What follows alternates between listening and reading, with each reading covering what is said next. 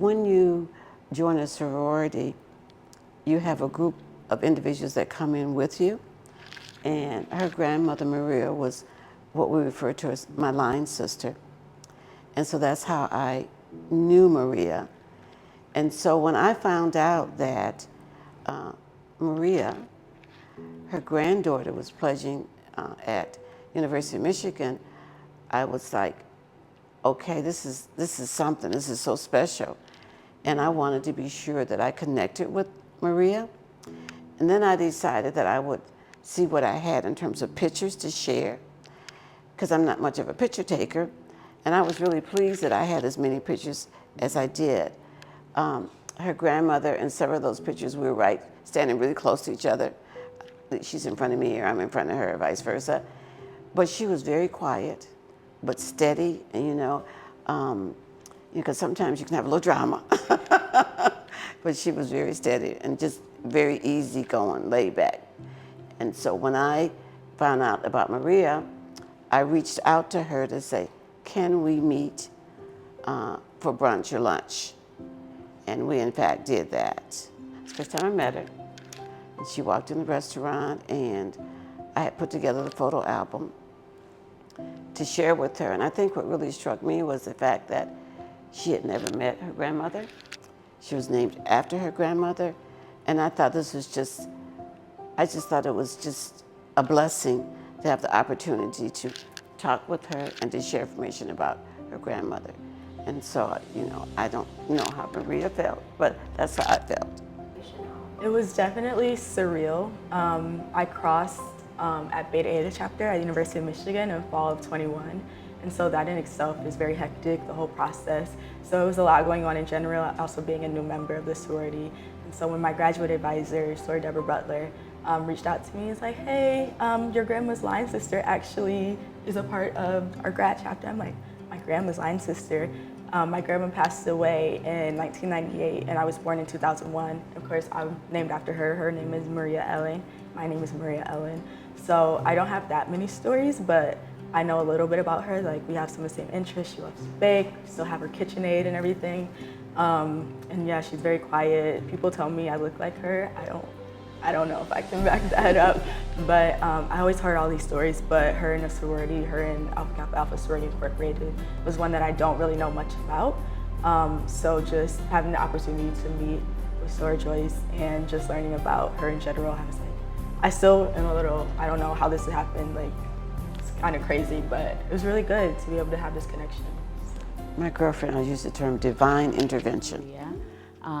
So as a grad advisor, I oversee their membership intake process at the undergraduate level. Joyce is a member of Delta Psi Omega grad chapter, and so I've known Joyce for over 8 years. I came into contact with Maria through the intake process when she was a student at the University of Michigan, and she was had contacted me after we had put out our notification about our intake process. And she just had some questions about her grandmother, who's also named Maria. Maria is named after her grandmother, who was a soror, passed away. And she was applying, and she wanted to know just some questions about applying as a legacy, which Alpha Kappa Alpha Sorority Incorporated does. So she didn't have any information on her grandmother as far as what chapter she had been in and when she was last active. So I told her she gave me some information, like her name, just like where she's from, where she was when she passed away, that I could look into it for her and see if I could get any information from our corporate office. And so in my researching her grandmother, it was sort of like a discovery, I guess. I was looking at the information.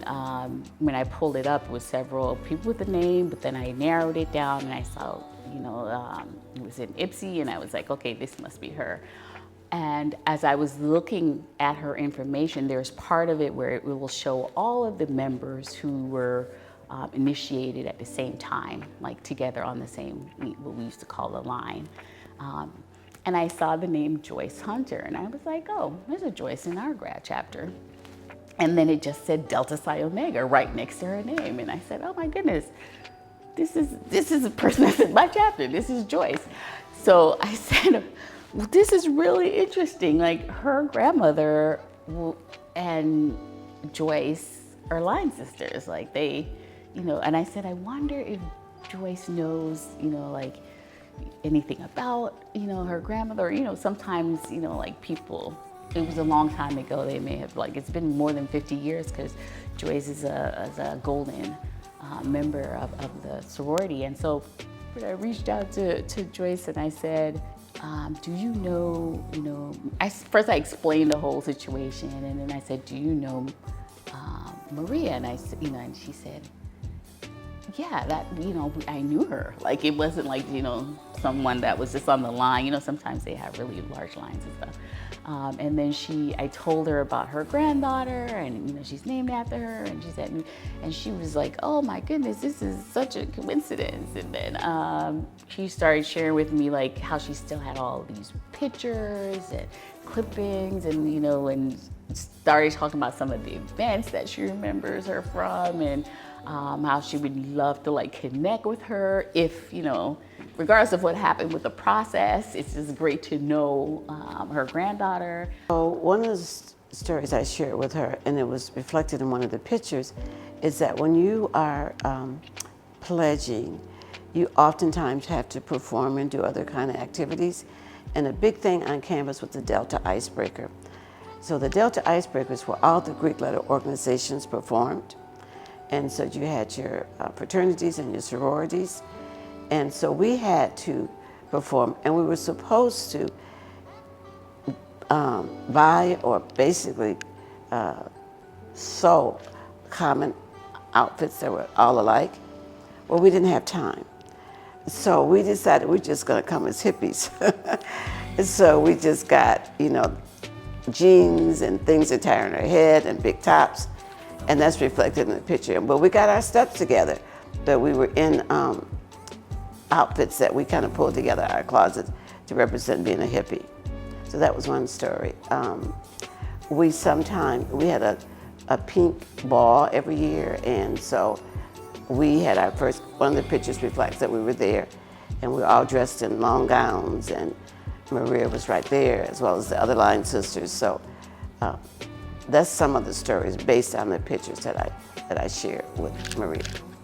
So growing up, my grandmother's daughter, her name is Yamina, my aunt, she was an AKA. She passed away in 2015, but we were really close. I grew up around her, and I really learned about being an AKA through her, because she was just this most selfless person, had a lot of friends. She had so many people that she was around and she loved, and the way that she kind of cared for everyone is really admirable.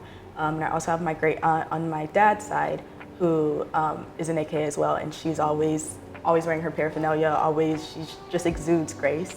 And so I grew up kind of around them, and I was able to learn about the sisterhood through them and how they kind of carried themselves and the relationships that they have with their line sisters and their chapters.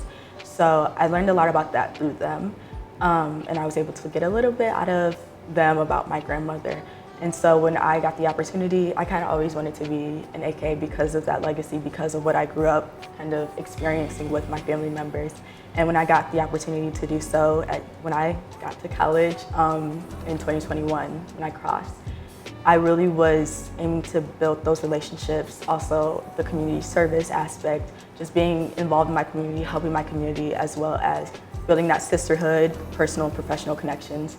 And so I really have been able to do that. It's been amazing so far. My line sisters, the people I met in my sorority, the fact that I was able to connect with Soror Joyce here about my grandmother, it's all been backed up based on my experience. And I've really tried to make the most of that as possible. And so far, I think it's been the greatest decision I've ever made in my life. So very grateful for that. So Maria and I have, been in contact, and I was really glad when she invited me to come to an event that the undergrads were having on campus. What was the title? It's the Fantasy and Pink Ball, so kind of similar to the Pink ball that Ball, you guys have. yeah. It's a Fantasy and Pink scholarship ball. So my chapter, we have scholarships that we give out to high schoolers and college students that go to Michigan, and then high schoolers that go to school in Washtenaw County. And I was actually the chair of that event. I actually won the scholarship when I was in high school. So being able to be a part of that chapter, come in and kind of lead that event was really cool. So Maria invited me, Yes. and I came, and I had a chance to meet her mother and her father. Yes. So that was really exciting, you know, to meet Maria's daughter and son-in-law. That was really nice. And so, like Maria said, so when you look at the pictures that I gave her, we were all in long pink gowns as well. I can't remember if we gave out scholarships, and that's been many years ago, but we did have the pink ball.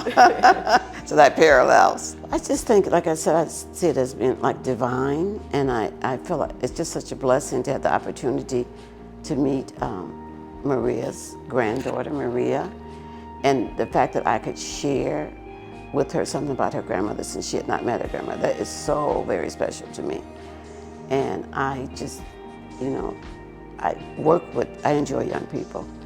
As a former educator, and I've done projects with young people, and so even the two of you today, I thought, oh, this is another 2 more young people that I can add to my list. So that's, yeah, just a blessing. I said it's very surreal, like, because I never thought anything like this would be possible, especially since I didn't know much about my grandmother during that time. So it is. She wasn't born. I wasn't born, so throughout the entire thing, I'm like I said, I mostly know what I know about the sorority through my great aunt and my aunt who passed away a few years ago. But I think the biggest thing I've learned about this is the lifetime sisterhood. Like, that's something that is always taught or said to us about what this sorority represents. But I think this relationship really exemplifies that, shows that. And that's something I really want to carry with the relationship that I have with my line sisters, because that connection that you and my grandmother built so many years ago, it came back into a much bigger kind of thing many years later. And so I really learned the importance of fostering those connections, being in that community, because the things that can happen you never know what could happen. So just that decision in general and being committed to that part is really something that I want to carry on and continue.